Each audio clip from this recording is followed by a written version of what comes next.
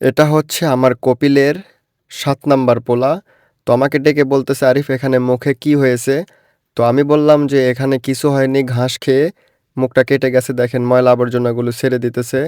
এবং আরবের ছোট বাচ্চারাও উটকে প্রচুর পরিমাণ ভালোবাসে কারণ তাদের ১৪ গোষ্ঠী উটকে খুব মহব্বত এবং আদর করে ভালোবাসে। দেখেন উটের উপরে চড়ে বসে আছে, তবু উট কোনো কিছুই বলতেছে না। তার কারণ হচ্ছে উট খুব ভালো মতোই জানে যে আমার উপর কে চড়ে বসে আছে এবং বাচ্চা ছোট হওয়ার কারণে উটটা খুব মনে হয় মজা পাইতেছে। যার কারণে কোনো রাগ নাই, কোনো অভিমান নেই। একদম চুপচাপ বসে আছে দেখেন।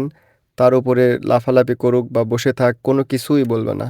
ও আমাকে বলতেছে এখানে আমার আরেকটা উট আছে। তো এখানকার নিয়ম হচ্ছে যে মালিকের পোলাপান হওয়ার সাথে সাথে একটা করে উট দিয়ে দেয় হাদিয়া বা বোনাস হিসাবে। এটা হচ্ছে তার উট। দেখেন চলে আসছে। তো আসার পর এখন আদর সোহাগ কত কিছুই।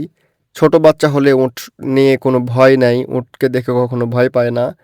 কারণ তাদের ১৪ গোষ্ঠী এসব করতো সম্ভবত। সবাই ভালো থাকবেন। আর আমার পেজে নতুন হলে ফলো করবেন।